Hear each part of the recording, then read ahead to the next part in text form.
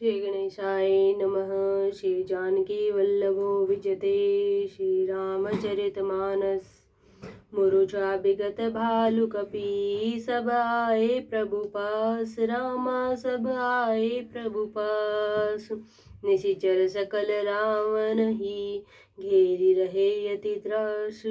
सियावर राम जय जय राम, मेरे प्रभु राम जय जय राम। मास पारायण 26वां विश्राम से आगे की कथा।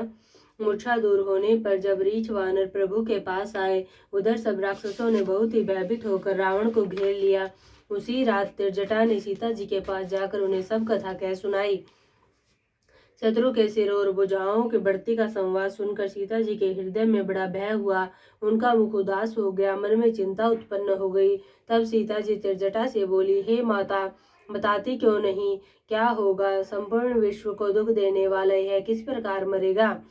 श्री रघुनाथ जी के बाणों से सिर कटने पर भी नहीं मरता। विधाता सारे चरित्र विपरीत उल्टे ही कर रहा है। सच बात तो यह है कि मेरा दुर्भाग्य ही उसे जिला रहा है, जिसने मुझे भगवान के चरण कमलों से अलग कर दिया है। जिसने कपट का झूठा स्वर्ण मृग बनाया था, वही देव अब भी मुझ पर उठा हुआ है। जिस विधाता ने मुझसे दुसह दुख सहन कराए और लक्ष्मण को कड़वे वचन कहलाए, जो श्री रघुनाथ जी के विरह रूपी बड़े विषैले बाणों से तक तक कर मुझे बहुत बार मार कर अब भी मार रहा है, और ऐसे दुख में भी जो मेरे प्राणों को रख रहा है, वही विधाता उस रावण को जिला रहा है, दूसरा कोई नहीं। कृपा निधान श्री राम जी की याद कर करके जानकी जी बहुत प्रकार से विलाप कर रही है। त्रिजटा ने कहा, हे राजकुमारी सुनो, देवताओं का शत्रु रावण हृदय में बाण लगते ही मर जाएगा, परंतु प्रभु उसके हृदय में बाण इसलिए नहीं मारते कि इसके हृदय में जानकी जी आप बसती हैं।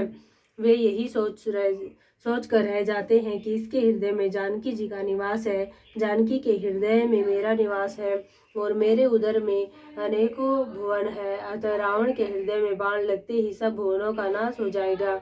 यह वचन सुनकर सीता जी के मन में अत्यंत हर्ष और विषाद हुआ। देखकर त्रिजटा ने फिर कहा, हे सुंदरी, महान संदेह का त्याग कर दो। अब सुनो, शत्रु इस प्रकार मरेगा। सिरों के बार बार काटे जाने से जब वह व्याकुल हो जाएगा और उसके हृदय से तुम्हारा ध्यान छूट जाएगा, तब सुजान अंतर्यामी श्री राम जी रावण के हृदय में बाण मारेंगे। ऐसा कहकर और सीता जी को बहुत प्रकार से समझाकर फिर त्रिजटा अपने घर चली गई। श्री रामचंद्र जी के स्वभाव का स्मरण करके जानकी जी को अत्यंत विरह व्यथा उत्पन्न हुई।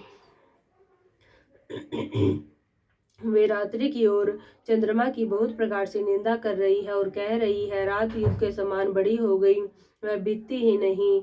जानकी जी श्री राम जी के विरह में दुखी होकर मन ही मन भारी विलाप कर रही है। जब विरह के मारे हृदय में दारुण घाव हो गया, तब उनका बायां नेत्र और बाहु फड़क उठे। शकुन समझकर उन्होंने मन में धैर्य धारण किया कि अब कृपालु श्री रघुवीर अवश्य मिलेंगे। यहाँ आधी रात को रावण मूर्छा से जगा और अपने सारथी पर रुष्ट होकर कहने लगा, अरे मूर्ख, तूने मुझे रणभूमि से अलग कर दिया। अरे अधम, अरे मंदबुद्धि, तुझे धिक्कार है, धिक्कार है। सारथी ने चरण पकड़कर रावण को बहुत प्रकार से समझाया। सवेरा होते ही वह रथ पर चढ़कर फिर दौड़ा। रावण का आना सुनकर वानरों की सेना में बड़ी खलबली मच गई।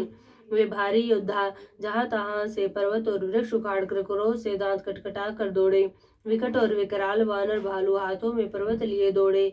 वे अत्यंत क्रोध करके प्रहार करते हैं। उनके मारने से राक्षस भाग चले। बलवान वानरों ने शत्रु की सेना को विचलित करके फिर रावण को घेर लिया।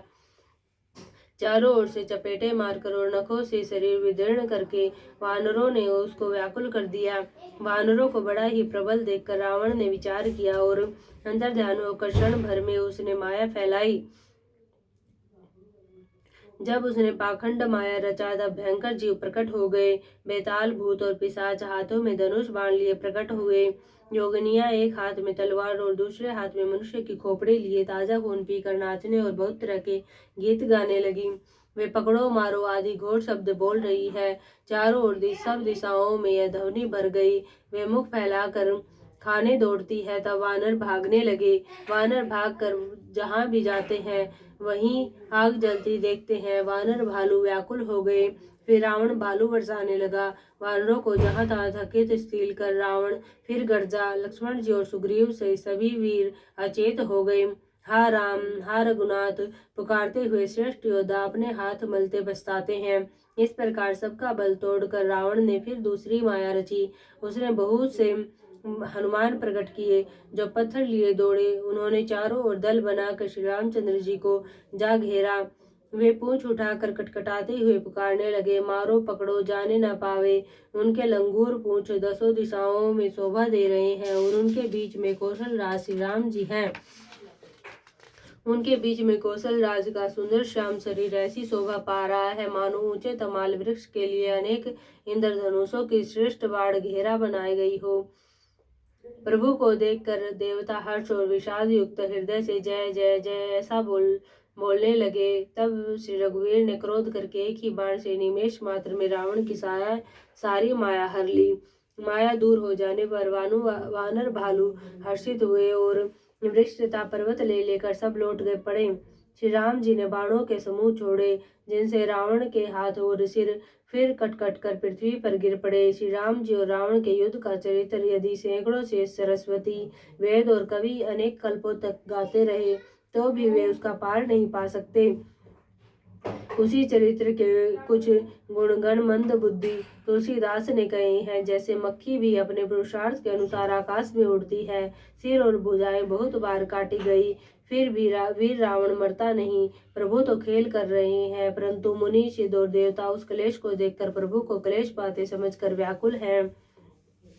काटते ही सिरों का समूह बढ़ जाता है, जैसे प्रत्येक लाभ पर लोभ बढ़ता है।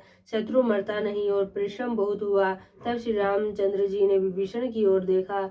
शिव जी कहते हैं, हे उमा, जिसकी इच्छा मात्र से काल भी मर जाता है वही प्रभु सेवक की प्रीति की परीक्षा ले रहे हैं।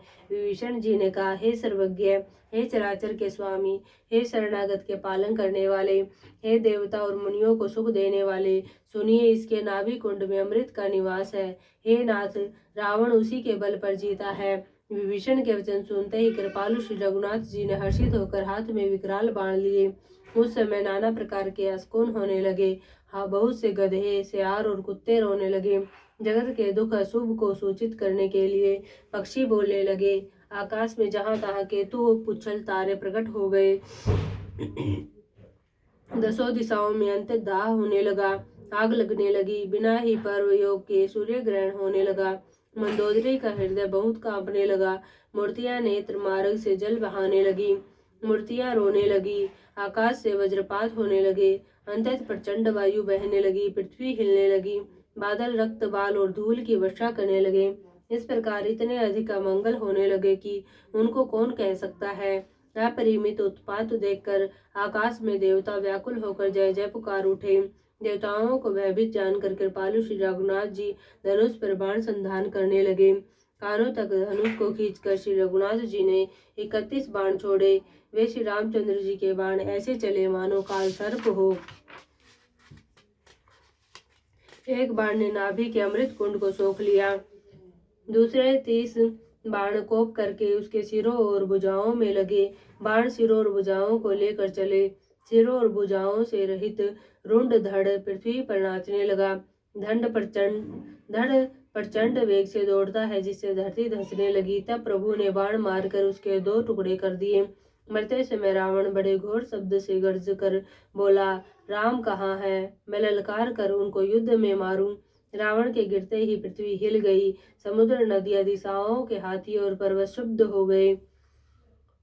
हो उठे। रावण धड़के दोनों टुकड़ों को फैलाकर भालू और वानरों के समुदाय को दबाता हुआ पृथ्वी पर गिर पड़ा। रावण की भुजाओं और सिरों को मंदोदरी के सामने रखकर राम बाण वहां चले जहां जगदीश्वर श्री राम जी थे। सब बाण जाकर तरकस में प्रवेश कर गए। यह देखकर देवताओं ने नगाड़े बजाए। रावण का तेज प्रभु के मुख में समा गया। यह देखकर शिव जी और ब्रह्मा जी हर्षित हुए। ब्रह्मांड भर में जय जय की ध्वनि भर गई।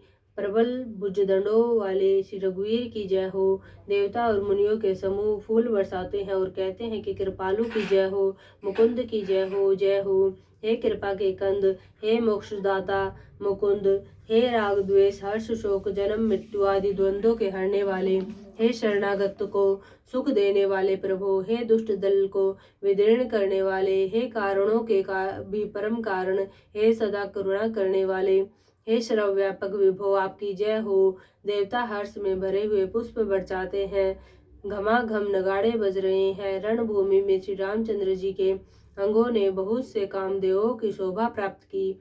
सिर पर जटाओं का मुकुट है, जिसके बीच बीच में अत्यंत मनोहर पुष्प शोभा दे रहे हैं, मानो नीले पर्वत पर बिजली के समूह सहित नक्षत्र सुशोभित हो रहे हैं। श्री राम जी अपने भुजदंडों से बाण और धनुष फिरा रहे हैं। शरीर पर रुधिर के कण अत्यंत सुंदर लगते हैं, मानो तमाल के वृक्ष पर बहुत सी ललमुनिया चिड़िया अपने महान सुख में मग्न हुई निश्चल बैठी हो। प्रभु श्री रामचंद्र जी ने कृपा दृष्टि की वर्षा करके देव समूह को निर्भय कर दिया। वानर भालू सब हर्षित हुए और सुखधाम मुकुंद की जय हो ऐसा पुकारने लगे। पति के सिर देखते ही मंदोदरी व्याकुल और मूर्छित होकर धरती पर गिर पड़ी। स्त्रियां रोती हुई उठ दौड़ी और उस मंदोदरी को उठाकर रावण के पास आई। पति की दशा देखकर वे पुकार पुकार कर रोने लगी। उनके बाल खुल गए, देह की संभाल नहीं रही। वे अनेकों प्रकार से छाती पीटती है और रोती हुई रावण के प्रताप का बखान करती है। वे कहती है, हे नाथ, तुम्हारे बल से पृथ्वी सदा कांपती रहती थी। अग्नि, चंद्रमा और सूर्य तुम्हारे सामने तेजहीन थे। शेष और कच्छप भी जिसका भार नहीं सह सकते थे। वही तुम्हारा शरीर आज धूल में भरा हुआ पृथ्वी पर पड़ा है। वरुण, कुबेर, इंद्र और वायु, इनमें से किसी ने भी रण में तुम्हारे सामने धैर्य धारण नहीं किया। हे स्वामी, तुमने अपने भुजबल से काल और यमराज को भी जीत लिया था, वही तुम आज अनाथ की तरह पड़े हो। तुम्हारी प्रभुता जगत भर में प्रसिद्ध है। तुम्हारे पुत्रों और कुटुंबियों के बल का हाय वर्णन ही नहीं हो सकता। श्री रामचंद्र जी से के विमुख होने से ही तुम्हारी ऐसी दुर्दशा हुई कि आज कुल में कोई रोने वाला भी न रह गया। हे नाथ, विधाता की सारी सृष्टि तुम्हारे वश में थी। लोकपाल सदा भयभीत होकर तुमको मस्तक नवाते थे, किंतु हाय, अब तुम्हारे सिर और भुजाओं को गिदड़ खा रहे हैं। राम विमुख के लिए ऐसा होना अनुचित भी नहीं है, अर्थात उचित ही है।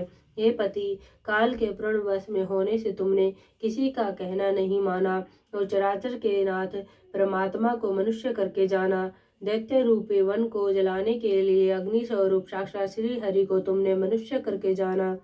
शिव और ब्रह्मा आदि देवता जिनको नमस्कार करते हैं, उन करुणा में भगवान को हे प्रियतम तुमने नहीं भजा।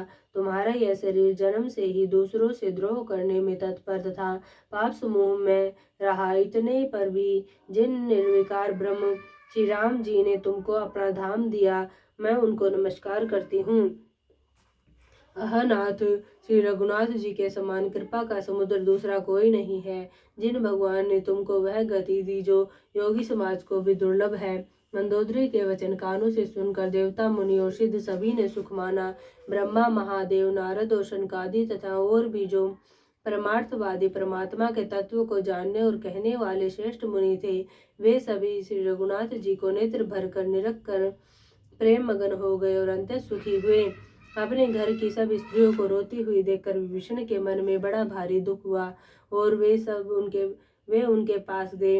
उन्होंने भाई की दशा देखकर दुख किया। तब प्रभु श्री राम जी ने छोटे भाई को आज्ञा दी कि जाकर विभीषण को धैर्य बंधाओ। लक्ष्मण जी ने उन्हें बहुत प्रकार से समझाया, तब विभीषण प्रभु के पास लौट आए। प्रभु ने उनको कृपापूर्ण दृष्टि से देखा और कहा, सब शोक त्याग कर रावण की अंत्येष्टि क्रिया करो। प्रभु की आज्ञा मानकर और हृदय में देश और काल का विचार करके विभीषण जी ने विधि पूर्वक सब क्रिया की। मंदोदरी आदि सभी स्त्रियां उसे रावण को तिलांजलि देकर मन में श्री रघुनाथ जी के गुण समूहों का वर्णन करती हुई महल को आई।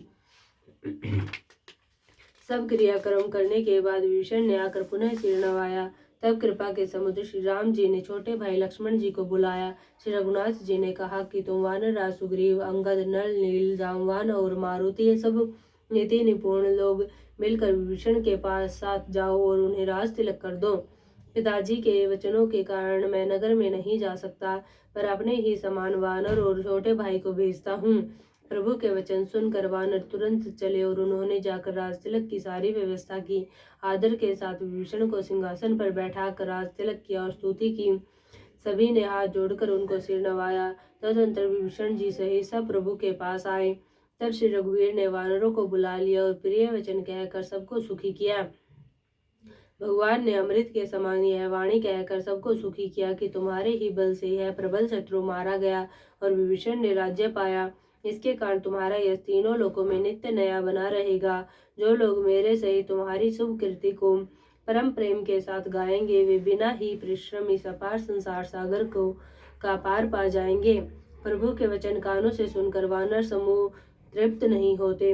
वे बार बार सिर नवाते हैं और चरण कमलों को पकड़ते हैं। फिर प्रभु ने हनुमान जी को बुला लिया। भगवान ने कहा, तुम लंका जाओ, जानकी को सब समाचार सुनाओ और उसका कुशल समाचार लेकर तुम चले आओ।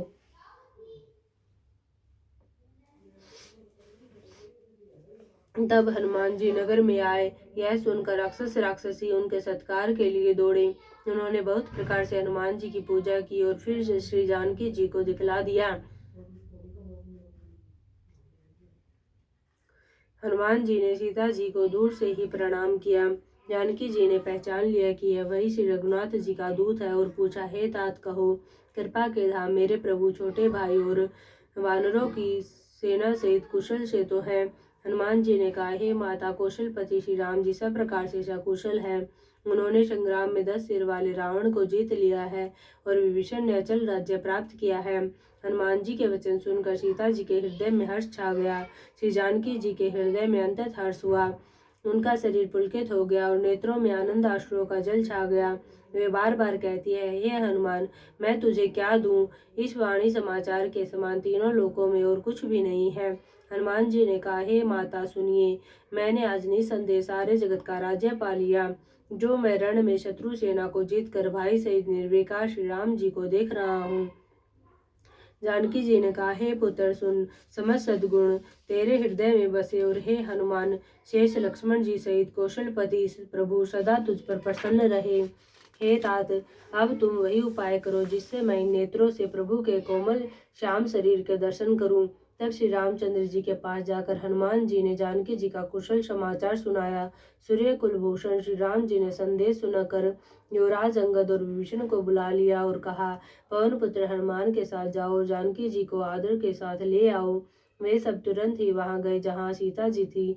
सबकी सब राक्षसियां नम्रता पूर्वक उनकी सेवा कर रही थी। विभीषण ने शीघ्र ही उन लोगों को समझा दिया। उन्होंने बहुत प्रकार से सीता जी को स्नान कराया, बहुत प्रकार के गहने पहनाए और फिर वे एक सुंदर पालकी सजा कर ले आए। सीता जी प्रसन्न होकर सुख के धाम प्रियतम श्री राम जी का स्मरण करके उस पर हर्ष के साथ चढ़ी। चारों ओर हाथों में छड़ी लिए रक्षक चले। सबके मनों में परम उल्लास उमंग है। रीछ वानर सब दर्शन करने के लिए आए। तब रक्षक क्रोध करके उनको रोकने दौड़े।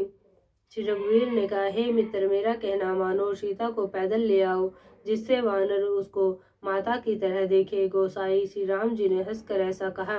प्रभु के वचन सुनकर रीछ वानर हर्षित हो गए। आकाश से देवताओं ने बहुत से फूल बरसाए। सीता जी के असली स्वरूप को पहले अग्नि में रखा था, अब भीतर के साक्षी भगवान उनको प्रकट करना चाहते हैं। इसी कारण करुणा के भंडार श्री राम जी ने लीला से कुछ कड़े वचन कहे, जिन्हें सुनकर सब राक्षसियां विषाद करने लगी। प्रभु के वचनों को सिर चढ़ाकर मन, वचन और कर्म से पवित्र सीता जी बोली, हे लक्ष्मण, तुम मेरे धर्म के नेगी धर्माचरण में सहायक बनो और तुरंत आग तैयार करो।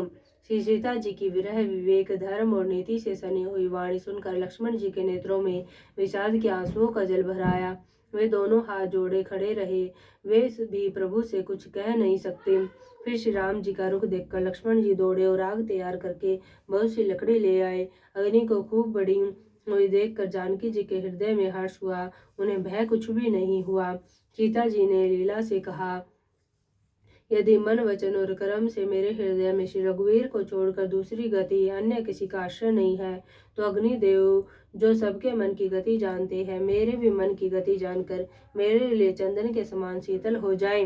प्रभु श्री राम जी का स्मरण करके और जिनके चरण महादेव जी के द्वारा वंदित है तथा जिनमें सीता जी की अंतत विशुद्ध प्रीति है, उन कौशलपति की जय बोलकर जानकी जी ने चंदन के समान शीतल हुई अग्नि में प्रवेश किया। प्रतिबिंब सीता जी की छाया मूर्ति और उनका लौकिक कलंक प्रचंड अग्नि में जल गए। प्रभु के इन चरित्रों को किसी ने नहीं जाना। देवता, सिद्ध और मुनि सब आकाश में खड़े देखते हैं। तब अग्नि ने शरीर धारण करके वेदों में और जगत में प्रसिद्ध वास्तविक श्री सीता जी का हाथ पकड़कर उन्हें श्री राम जी को वैसे ही समर्पित किया जैसे क्षीर सागर ने विष्णु भगवान को लक्ष्मी समर्पित की थी। वे सीता जी श्री रामचंद्र जी के वाम भाग में विराजित हुई। उनकी उत्तम शोभा अत्यंत ही सुंदर है, मानो नए खिले हुए नीले कमल के पास सोने के कमल की कली सुशोभित हो। देवता हर्षित होकर फूल बरसाने लगे, आकाश में डंके बजने लगे, किन्नर गाने लगे, विमानों पर चढ़ी अप्सराएं नाचने लगी। श्री जानकी जी सहित प्रभु श्री रामचंद्र जी की अपरिमित और अपार शोभा देखकर रीछ वानर हर्षित हो गए और सुख के साथ श्री रघुनाथ जी की जय बोलने लगे।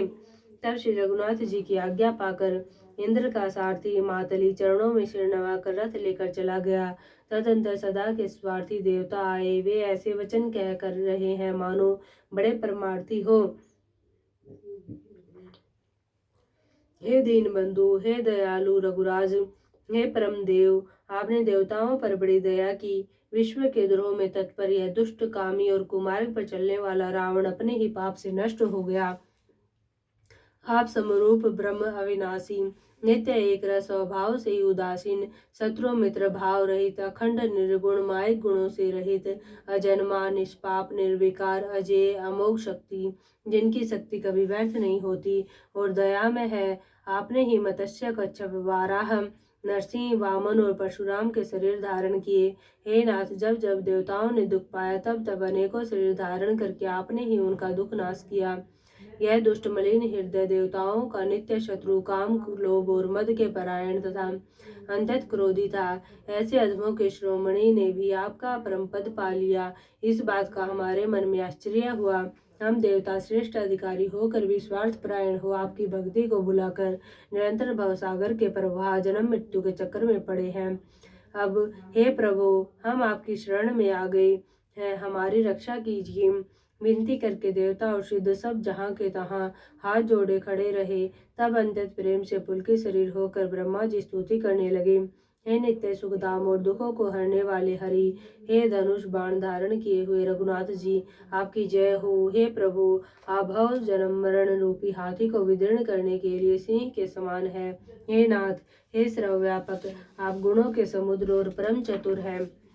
आपके शरीर की अनेकों कामदेवों के समान परंतु अनुपम छवि है।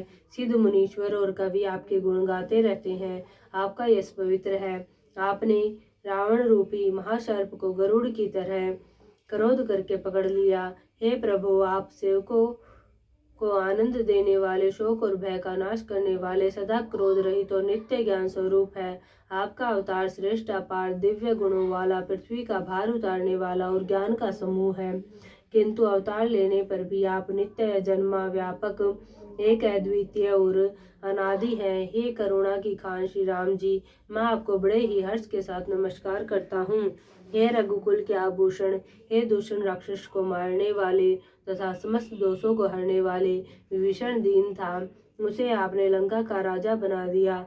हे गुण और ज्ञान के भंडार, हे मान रहित, हे अजन्मा व्यापक और माइक विकारों से रहित श्री राम, मैं आपको नित्य नमस्कार करता हूँ। आपके भुजदंडों का प्रताप और बल प्रचंड है। दुष्ट समूह के नाश करने में आप परम निपुण है हो।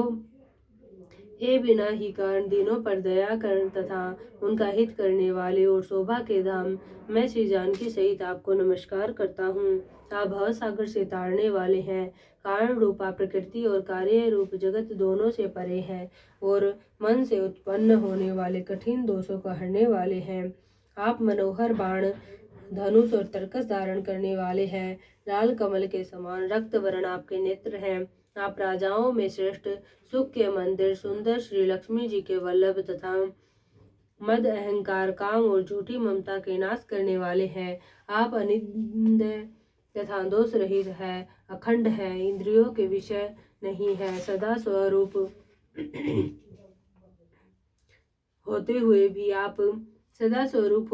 भी आप वह सब कभी हुए ही नहीं, ऐसा वेद कहते हैं। यह कोई दंत कथा, कोरी कल्पना नहीं है। जैसे सूर्य और सूर्य का प्रकाश अलग अलग है और अलग नहीं भी है, वैसे ही आप भी संसार से भिन्न तथा भिन्न दोनों ही हैं। हे व्यापक प्रभु, ये सब वानर कृतार्थ रूप हैं जो आदर पूर्वक ये आपका मुख देख रहे हैं और हे हरे, हमारे अमर जीवन और देव दिव्य शरीर को धिक्कार है, जो हम आपकी और आपकी भक्ति से रहित हुए संसार में सांसारिक विषयों में भूले पड़े हैं। हे दीन दयालु, अब दया कीजिए और मेरी उस विभेद उत्पन्न करने वाली बुद्धि को हर लीजिए, जिसमें मैं विपरीत कर्म करता हूँ और जो दुख है उसे सुख मानकर आनंद से विचरता हूँ। आप दुष्टों का खंडन करने वाले और पृथ्वी के रमणीय आभूषण है। आपके चरण कमल श्री शिव पार्वती द्वारा सेवित है। हे राजाओं के महाराज, मुझे यह वरदान दीजिए कि आपके चरण कमलों में सदा मेरा कल्याणदायक अनन्य प्रेम हो। इस प्रकार ब्रह्मा जी ने अत्यंत प्रेम पुल के शरीर से विनती की। शोभा के समुद्र श्री राम जी के दर्शन करते करते उनके नेत्र तृप्त नहीं होते थे। उसी समय दशरथ जी वहां आए। पुत्र श्री राम जी को देखकर उनके नेत्रों में प्रेमाश्रु का जल छा गया। छोटे भाई लक्ष्मण जी सहित प्रभु ने उनकी वंदना की और तब पिता ने उनको आशीर्वाद दिया। श्री राम जी ने कहा, हे तात, यह सब आपके पुण्यों का प्रभाव है, जो मैंने अजय राक्षस राज को जीत लिया। पुत्र के वचन सुनकर उनकी प्रीति अत्यंत बढ़ गई, नेत्रों में जल छा गया और रोमावली खड़ी हो गई। श्री रघुनाथ जी ने पहले के जीवित काल के प्रेम को विचार कर पिता की ओर देखकर ही उन्हें अपने स्वरूप का दृढ़ ज्ञान करा दिया। हे उमा, दशरथ जी ने भेद भक्ति में अपना मन लगाया था, इसी से उन्होंने कैवल्य मोक्ष नहीं पाया। माया रही सच्चिदानंद में स्वरूप भूत दिव्य गुण युक्त सगुण स्वरूप की उपासना करने वाले भक्त इस प्रकार का मोक्ष लेते भी नहीं। उनको श्री राम जी अपनी भक्ति देते हैं। प्रभु को इष्ट बुद्धि से बार बार प्रणाम करके दशरथ जी हर्षित होकर देवलोक को चले गए। छोटे भाई लक्ष्मण जी और जानकी जी सहित परम कुशल प्रभु श्री कौशलाधीश की शोभा देखकर देवराज इंद्र मन में हर्षित होकर स्तुति करने लगे। जय राम शोभा धाम दायक प्रणत विश्राम, धृत त्रोण बर सर चाप भुज दंड प्रबल प्रताप, जय दुस नारी खरारी मर्दन निशाचर धारी, यह दुष्ट मारहु नाथ भय देव सकल सनाथ, जय हरन धरणी भार महिमा उदार अपार, जय रावनारी कृपाल किए जातु धान बिहाल, लंकेश अति बल गर्भ किए वश्य सुर गंधर्व, मुनि सिद्ध नर खग नाग हठी पंथ सब के लाग, पर द्रोहरत अति दुष्ट पायो सो फल पापीष्ट, अब सुनहु दीन दयाल राजीव नयन विशाल, मोहि रहात अभिमान नहीं कऊ मोहि समान, अब देखी प्रभु पद कंज गत मान प्रद दुख पुंज, को ब्रह्म निर्गुण दयाव अव्यक्त जय ही श्रुति गाओ, मोहि भाव कौशल भूप श्री राम सगुण स्वरूप, वेदेहि अनुज समेत मम हृदय करुण निकेत, मोहि जानिए निज दास दे भगति रमा निवास, दे भगति रमा निवास त्रास हरण शरण सुखदायकम, सुख धाम राम नमामि खाम, अनेक छवि रघुनायकम, सुरवृंद रंजनम द्वंद्व भंजन मनोज तनु अतुलित बलधम, ब्रह्मादि शंकर सेव्य राम नमामि करुणा कोमलम।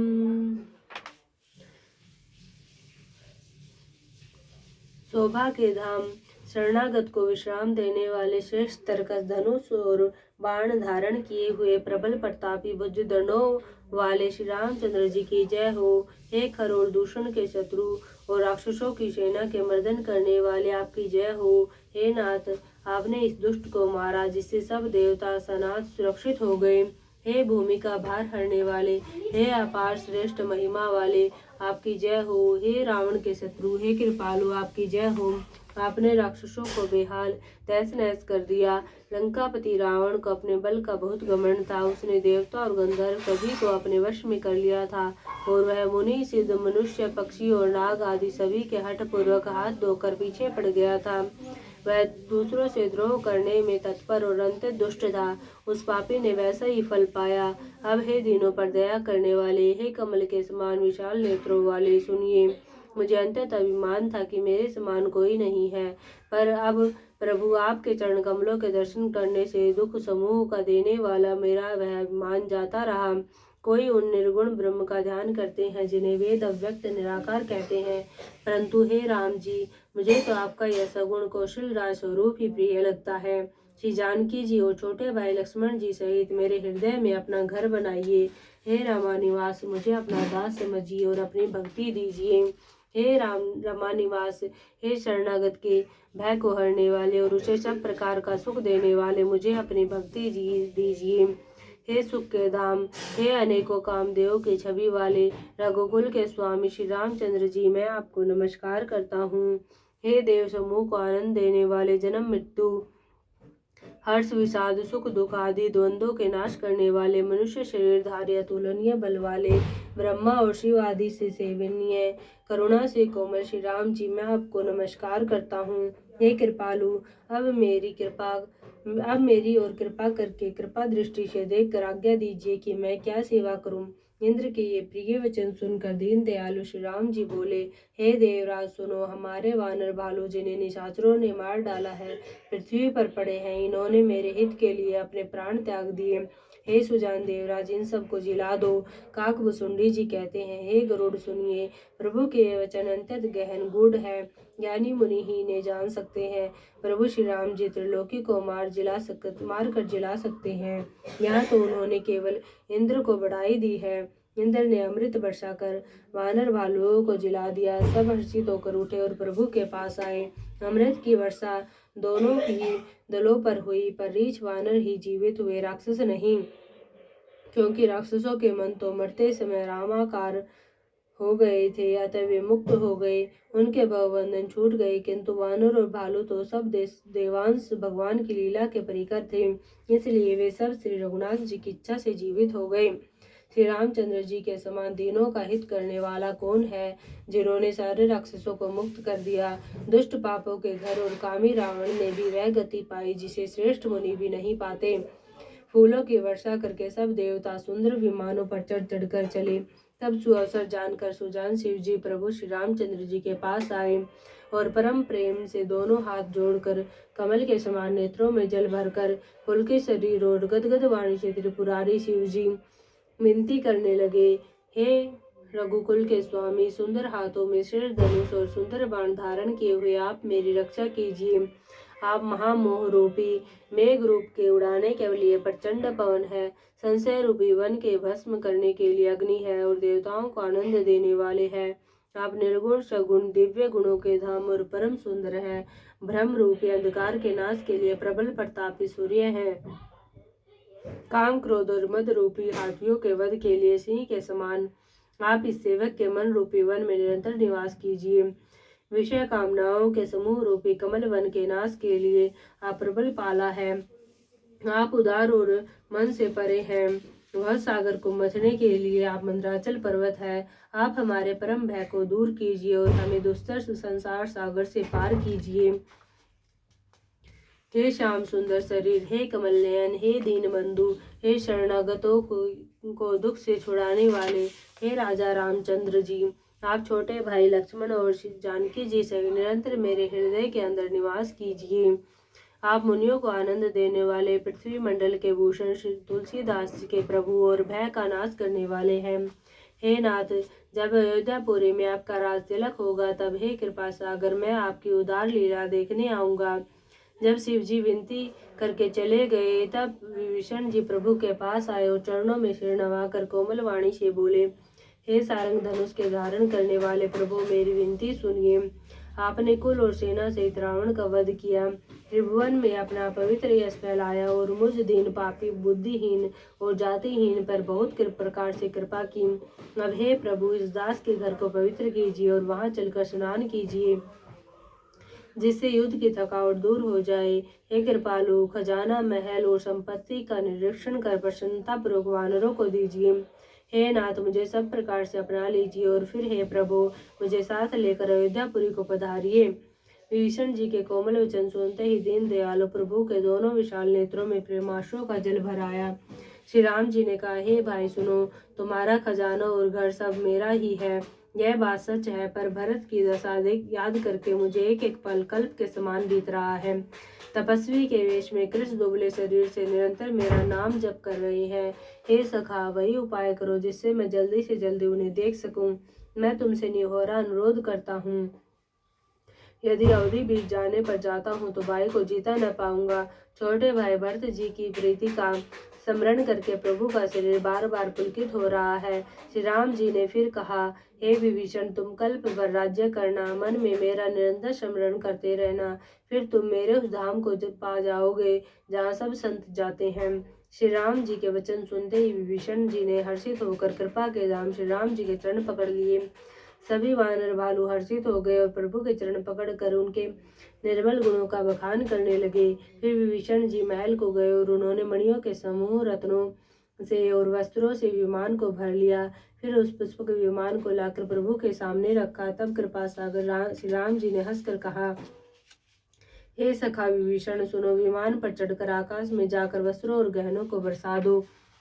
तब आज्ञा सुनते ही विभीषण ने आकाश में जाकर सब मणि और वस्त्रों को बरसा दिया। जिसके मन को जो अच्छा लगता है वह वही ले लेता है।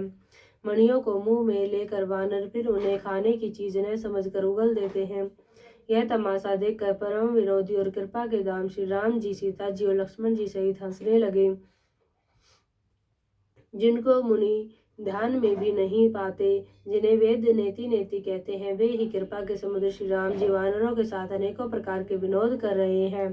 शिव जी कहते हैं, हे उमा, अनेकों प्रकार के योग, जप, तप, दान, यज्ञ, व्रत और नियम करने पर भी श्री राम जी के वैसी कृपा नहीं करते जैसी अनन्य प्रेम होने पर करते हैं। भालू और वानरों ने कपड़े गहने पाए और उन्हें पहन पहन कर वे श्री रघुनाथ जी के पास आए। अनेकों जातियों के वानरों को देखकर कौशलपति श्री राम जी बार बार हंस रहे हैं। श्री रघुनाथ जी ने कृपा दृष्टि से देखकर सब पर दया की। फिर वे कोमल वचन बोले, हे भाइयों, तुम्हारे ही बल से मैंने रावण को मारा और फिर विभीषण का राज तिलक किया। अब तुम सब अपने अपने घर जाओ, मेरा स्मरण करते रहना और किसी से डरना नहीं। यह वचन सुनते ही सब वानर प्रेम में विह्वल होकर हाथ जोड़कर आदर पूर्वक बोले, प्रभु, आप जो कुछ भी कहे सबको आपको सब सोता है, पर आपके वचन सुनकर हमको मोह होता है। हे रघुनाथ जी, आप तीनों लोकों के ईश्वर हैं। हम वानरों को दीन जानकर ही आपने सनाथ कृतार्थ किया है। प्रभु के ऐसे वचन सुनकर हम लाज के मारे मरे जा रहे हैं। कई मच्छर भी गरुड़ का हित कर सकते हैं। श्री राम जी का रुख देखकर रीछ वानर प्रेम में मग्न हो गए। उनके घर जाने की इच्छा नहीं है, परंतु प्रभु की प्रेरणा आज्ञा से सब वानर भालू श्री राम जी के रूप को हृदय में रखकर और अनेकों प्रकार से विनती करके हर्ष और विश्वास सहित घर को चले। वानर राज सुग्रीव, नील, ऋक्ष राज जामवान, अंगद, नल और हनुमान तथा विभीषण सहित जो बलवान वानर सेनापति है, वे कुछ नहीं कह नहीं सकते। प्रेमवश नेत्रों में जल भर भर कर नेत्रों का पलक मार न छोड़कर टकटकी लगाए सम्मुख होकर श्री राम जी की ओर देख रहे हैं। श्री रघुनाथ जी ने उनका अतिशय प्रेम देखकर सबको विमान पर चढ़ा लिया। तदंतर मन ही मन विप्र तृणों में सिर नवाकर उत्तर दिशा की ओर विमान चलाया। विमान के चलते समय बड़ा शोर हो रहा है। सब कोई श्री रघुवीर की जय कह रहे हैं। विमान में एक अत्यंत ऊंचा मनोहर सिंहासन है, उस पर सीता जी सहित प्रभु श्री रामचंद्र जी विराजमान हो गए। पत्नी सहित श्री राम जी ऐसे सुशोभित हो रहे हैं मानो सुमेरु के शिखर पर बिजली सहित श्याम मेघ हो। सुंदर विमान बड़ी शीघ्रता से चला। देवता हर्षित हो गए। उन्होंने फूलों की वर्षा की। अंत सुख देने वाली 3 प्रकार की शीतल मन सुगंधित वायु चलने लगी। समुद्र, तालाब और नदियों का जल निर्मल हो गया। चारों ओर सुंदर सुकून होने लगे। सबके मन प्रसन्न है। आकाश और दिशाएं निर्मल है। श्री रघुवीर ने कहा, हे सीते, रणभूमि देखो। लक्ष्मण ने यहाँ इंद्र को जीतने वाले मेघनाथ को मारा था। हनुमान और अंगद के मारे हुए ये भारी भारी निशाचर रणभूमि में पड़े हैं। देवताओं और मुनियों को दुख देने वाले कुंभकर्ण और रावण दोनों भाई यहाँ मारे गए। मैंने यहाँ पुल बंधवाया और सुखधाम श्री शिव जी की स्थापना की। तदंतर कृपा निधान श्री राम जी ने सीता जी सहित श्री रामेश्वर महादेव को प्रणाम किया। वन में जहाँ जहाँ करुणा सागर श्री रामचंद्र जी ने निवास और विश्राम किया था, वे सब स्थान प्रभु ने जानकी जी को दिखलाए और सबके नाम बतलाए। विमान शीघ्र ही वहां चला आया जहाँ परम सुंदर दंडक वन था और अगस्त्य आदि बहुत से मुनिराज थे। श्री राम जी इन सब के स्थानों में गए। संपूर्ण ऋषियों से आशीर्वाद पाकर जगदीश्वर श्री राम जी चित्रकूट आए, वहां मुनियों को संतुष्ट किया। फिर वह विमान वहां से आगे तेजी के साथ चला। फिर श्री राम जी ने जानकी जी को कलयुग के पापों का हरण करने वाले स्वामी यमुना जी के दर्शन कराए। फिर पवित्र गंगा जी के दर्शन किए। श्री राम जी ने कहा, हे सीते, इन्हें प्रणाम करो। फिर तीर्थराज प्रयाग को देखो, जिसके दर्शन से ही करोड़ों जन्मों के पाप भाग जाते हैं। फिर परम पवित्र त्रिवेणी जी के दर्शन करो, जो शोकों को हरने वाली और श्री हरि के परम धाम पहुँचने के लिए सीढ़ी के समान है। फिर अंततः पवित्र अयोध्यापुरी के दर्शन करो, जो तीनों प्रकार के तापों और भव आवागमन रूपी रोग का नाश करने वाली है। जो कहकर कृपालु श्री राम जी ने सीता जी सहित अवधपुरी को प्रणाम किया। सजल नेत्र और पुलकित शरीर होकर श्री राम जी बार बार हर्षित हो रहे हैं। वे त्रिवेणी में आकर प्रभु ने हर्षित होकर स्नान किया और वानरों सहित ब्राह्मणों को अनेकों प्रकार के दान दिए। तदनंतर प्रभु ने हनुमान जी को समझाकर कहा, तुम ब्रह्मचारी का रूप धरकर अवधपुरी को जाओ, भरत को हमारे कुशल सुनाना और उनका समाचार लेकर चले आना। पवन पुत्र हनुमान जी तुरंत ही चल दिए। तब प्रभु भरद्वाज जी के पास गए। मुनि ने इष्ट बुद्धि से उनकी अनेकों प्रकार से पूजा की और स्तुति की और फिर लीला की दृष्टि से आशीर्वाद दिया। दोनों हाथ जोड़कर तथा मुनि के चरणों की वंदना करके प्रभु विमान पर चढ़कर फिर आगे चले। यहाँ जब निषाद राज ने सुना कि प्रभु आ गए, तब उसने नाव कहाँ है पुकारते हुए लोगों को बुलाया। इतने में ही विमान गंगा जी को लांग कर इस पार आ गया और प्रभु की आज्ञा पाकर वह किनारे पर उतरा। तब सीता जी बहुत प्रकार से गंगा जी की पूजा करके फिर उनके चरणों पर गिरी। गंगा जी ने मन में हर्षित होकर का आशीर्वाद दिया, हे सुंदरी, तुम्हारा सुहाग खंड हो। भगवान के तट पर उतरने की बात सुनते ही निषाद राज प्रेम में विह्वल होकर दौड़ा। परम सुख से परिपूर्ण होकर वह प्रभु के समीप आया और जानकी जी सहित प्रभु को देखकर वह आनंद समाधि में मग्न होकर पृथ्वी पर गिर पड़ा। उसे शरीर की सुधि न रही। श्री रघुनाथ जी ने उसका परम प्रेम देखकर उसे उठाकर हर्ष के साथ हृदय से लगा लिया। सुजानों के राजा शिरोमणि लक्ष्मीकांत कृपा निदान भगवान ने उसको हृदय से लगा लिया और अंतर निकट बैठाकर कुशल पूछी। वह विनती करने लगा, आपके जो चरण कमल ब्रह्मा जी और शंकर जी से सेवित है, उनके दर्शन करके मैं अब सकुशल हूँ। हे सुखधाम, हे प्रणकाम श्री राम जी, मैं आपको नमस्कार करता हूँ। सब प्रकार से नीचे उस निषाद को भगवान ने भट्ट जी की भांति हृदय से लगा लिया। तुलसीदास जी कहते हैं, इस मंदबुद्धि ने मैंने मोहवश प्रभु को भुला दिया। रावण के शत्रु का यह पवित्र करने वाला चरित्र सदा ही श्री राम जी के चरणों में प्रीति उत्पन्न करने वाला है। यह काम आदि विकारों का हरने वाला तथा भगवान के स्वरूप का विशेष ज्ञान उत्पन्न करने वाला है। देवता सिद्ध और मुनि आनंदित होकर इसे गाते हैं। जो सुजान लोग श्री रघुवीर की समर विजय संबंधी लीला को सुनते हैं, उनको भगवान नित्य विजय, विवेक और विभूति ऐश्वर्य देते हैं। अरे मन, विचार करके देखिए, कली काल पापों का घर है। इसमें श्री रघुनाथ जी के नाम को छोड़कर पापों से बचने के लिए दूसरा कोई आधार नहीं है। समर विजय रघुवीर के, चरित जिसु नहीं सुजान। रामा चरित जिसु नहीं सुजान। विजय विवेक विभूति नित तिन्हि देहि भगवान। यह कलिकाल मलायतन, मन करि देखु विचार। रामा मन करि देखु विचार। श्री रघुनाथ नाम तजी, नाहिन आन आधार। सियावर राम जय जय राम, मेरे प्रभु राम जय जय। करो कल्याण जय जय राम, मेरा प्रणाम जय जय राम। माश परायण स्थाई विश्राम। सियावर राम जय जय राम, मेरे प्रभु राम जय जय राम। करो कल्याण जय जय राम, मेरा प्रणाम जय जय राम। इति श्री रामचरितमानसे सकल कलिकलुष्वने 60 सोपान समाप्त। कलयुग के समस्त पापों का नाश करने वाले श्री रामचरितमानस का यह 6वां सोपान समाप्त हुआ। लंका कांड समाप्त हुआ। सियावर राम जय जय राम, मेरे प्रभु राम जय जय राम। करो कल्याण जय जय राम, मेरा प्रणाम जय जय राम। आरती श्री रामायण जी की, आरती श्री रामायण जी की। कीरति कलित ललित श्रियपी की, गावत ब्रह्मादिक मुनि नारद, बाल्मीक विज्ञान विशारद, सुख सनकादिक से सरुसारद, बरनि पवन सुत कीरतिनी की।